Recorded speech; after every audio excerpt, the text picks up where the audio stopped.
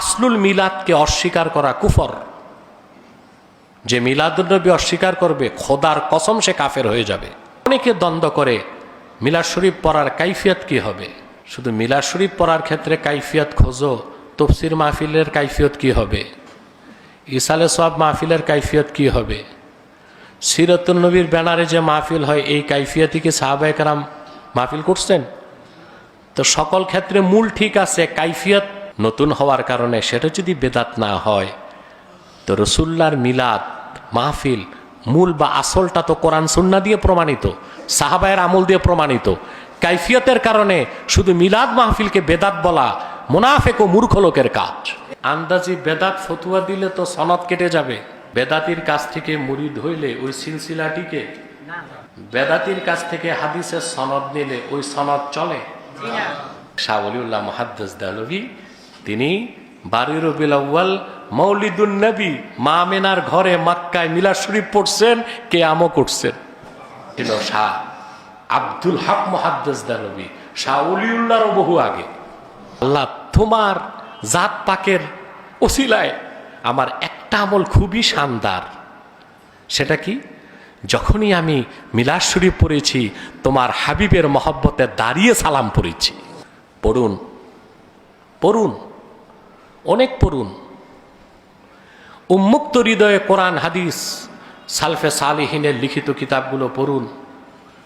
এই পৃথিবীর বরেণ্য মুহাদ্দিসরা মিলাদের উপর কিতাব লিখে গেছেন। আল মুহান্নাদ আল মুফান্নাদ, ওলামায়ে দেওবন্দের আকীদা কি এই কিতাবে আছে। রবিউল আউয়াল মাস মুবারক মাস, আজিম মাস, সুবহানাল্লাহ, মিলাদুন নবীর মাস। আমরা বছরে সব সময় কোরআন পড়ি, কিন্তু কোরআন তেলাওয়াতের চর্চা বাড়ে কোন মাসে? কারণ রমজান হচ্ছে কোরআন নাজিলের মাস। আমরা সব সময় রাসূলুল্লাহর সুন্নতের অনুসরণ করি, ওনার সিরাত থেকে মিলাদ থেকে আলোচনা করি, কিন্তু রবিউল আউয়াল মাস একটু বেশি করি, কারণ রবিউল আউয়াল হচ্ছে মিলাদুন নবীর মাস। মুনাফিক ছাড়া, মূর্খ ছাড়া, নেফাকের অন্ধকার কাপড়ে হৃদয় ঢেকে গেছে যা, সে ছাড়া কেউ রবিউল আউয়াল মাসে ফতুয়াবাজি করে মিলাদ, কেয়াম, সালাত ও সালাম, ঈদে মিলাদুন নবীর ব্যানারে মাহফিলের বিরোধিতা করতে পারে না।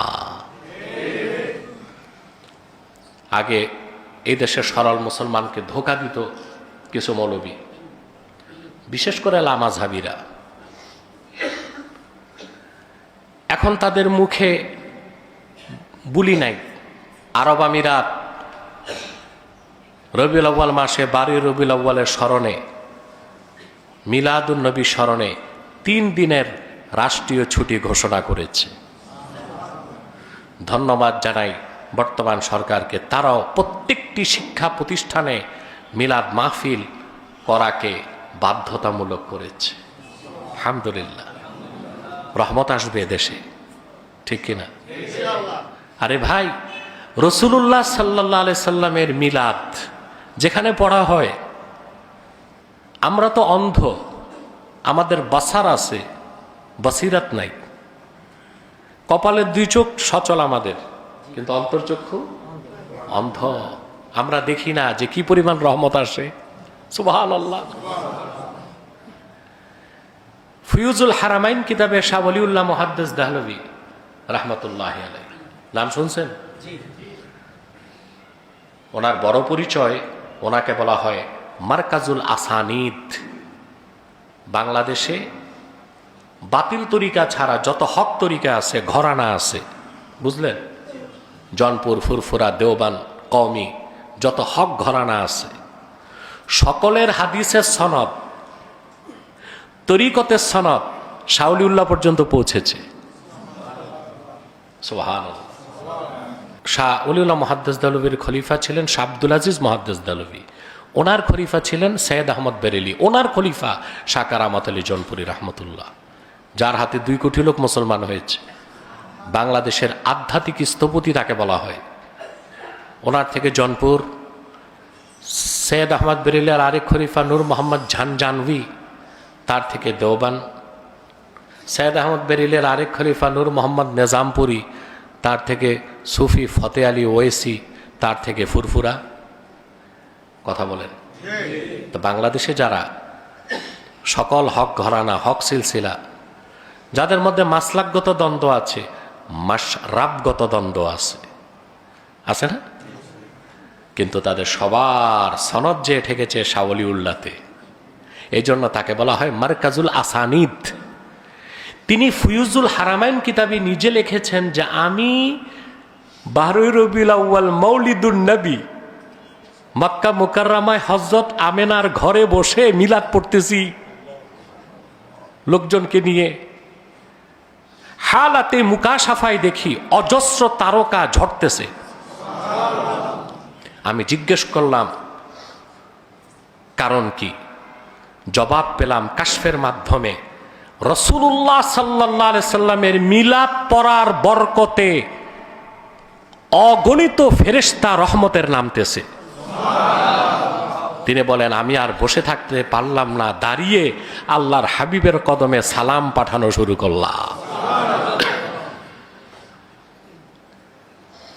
তাহলে আপনি বেদাত বলবেন, বুঝে শুনে বলতেছেন? আন্দাজি বেদাত ফতুয়া দিলে তো সনদ কেটে যাবে।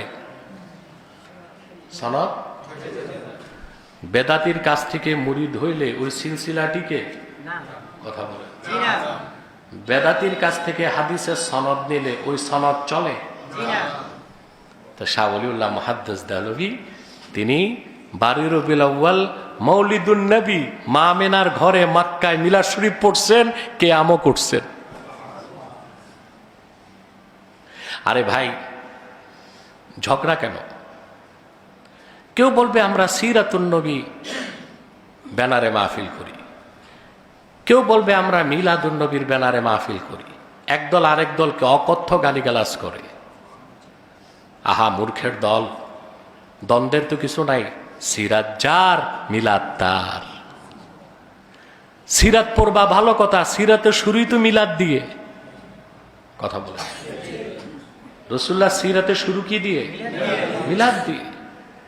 অতএব মিলাদকে বাদ দিয়ে তো সিরাতের আলোচনা হতেই পারে না। আর সিরাতের আলোচনা করতে যে মিলাদুন নবীর মাসে মিলাদের আলোচনায় প্রাধান্য পাবে, এটাই আকলের দাবি। কথা বলেন, এটাই ইশকের দাবি, এটাই তাকওয়ার দাবি। আল্লাহ আমাদের সহিহ সমাজ দান করুন, বিভ্রান্তি থেকে রক্ষা করুন। রবিউল আউয়াল মাসে মিলাদ শরীফ পড়া, রাসূলুল্লাহ সাল্লাল্লাহু আলাইহি সাল্লামের জন্ম বৃত্তান্ত আলোচনা করা, এটা সাহাবায়ে কেরামের যুগ থেকে শুরু হয়েছে। আসলুল মিলাদকে অস্বীকার করা কুফর। যে মিলাদুন নবী অস্বীকার করবে, খোদার কসম সে কাফের হয়ে যাবে। অনেকে দ্বন্দ্ব করে মিলাদ শরীফ পড়ার কাইফিয়ত কি হবে। কাইফিয়ত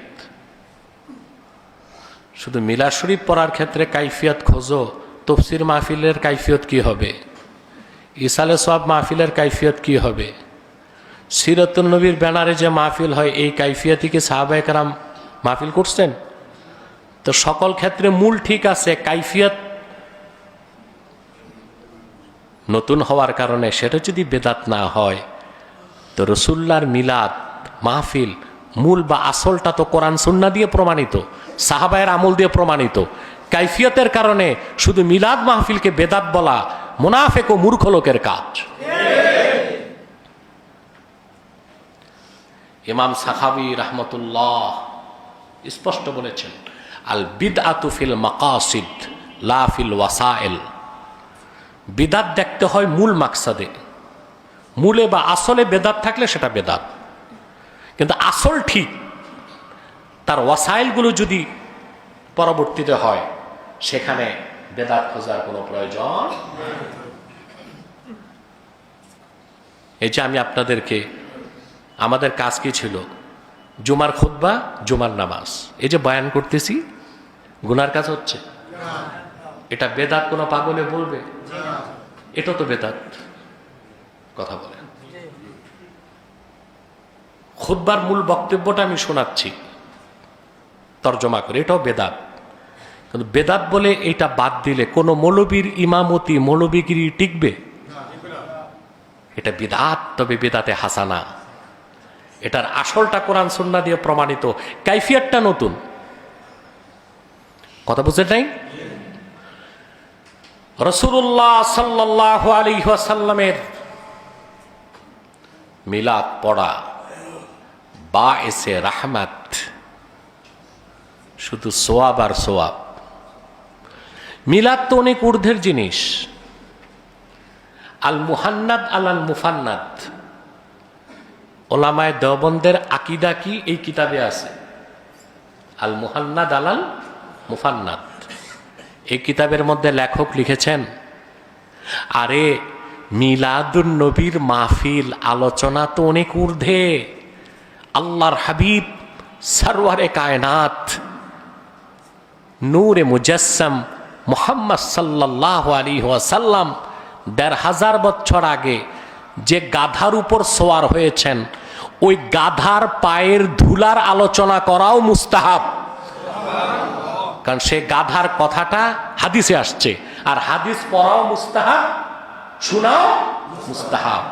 আর রাসূলুল্লাহর মিলাদ পড়া মিন আলাল মুস্তাহাব্বাত, সর্বশ্রেষ্ঠ উত্তম মুস্তাহাব আমল।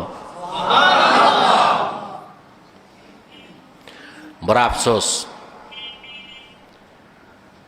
আমাদের মৌলী সাহেবরা নিজেদের মাসলাকের কিতাবগুলোও পড়ে না।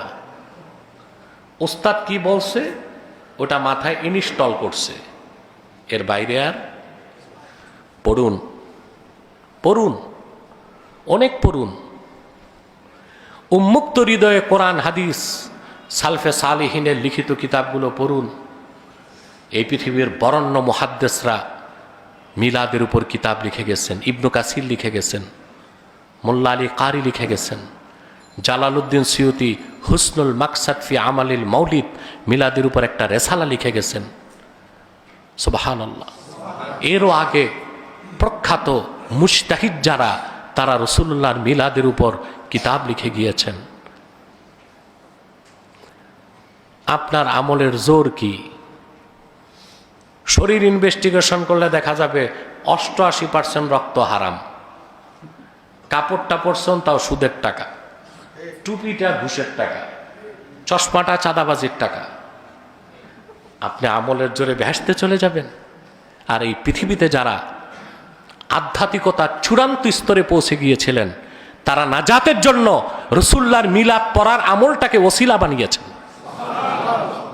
তাদের মধ্যে অন্যতম আব্দুল হক মুহাদ্দিস দেহলভী রাহমাতুল্লাহি আলাইহি। সুবহানাল্লাহ। তিনি তার কিতাবে লেখেন,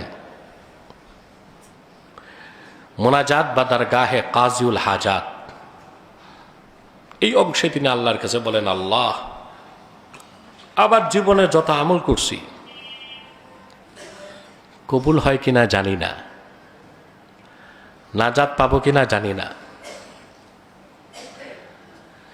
लेकिन तेरी पाक जात की इनायत की वजह से एक अमल ऐसा है जो बहुत ही शानदार, किंतु अल्लाह तुम्हार जात पाकेर उसिलाय आमार एकटा আমল খুবই শানদার। সেটা কি? যখনই আমি মিলাদ শরীফ পড়েছি তোমার হাবিবের মহব্বতে দাঁড়িয়ে সালাম পড়েছি। এই ছিল শাহ আব্দুল হক মুহাদ্দিস দেহলভী, শাহ ওলিউল্লাহর বহু আগে। সুবহানাল্লাহ বলবেন।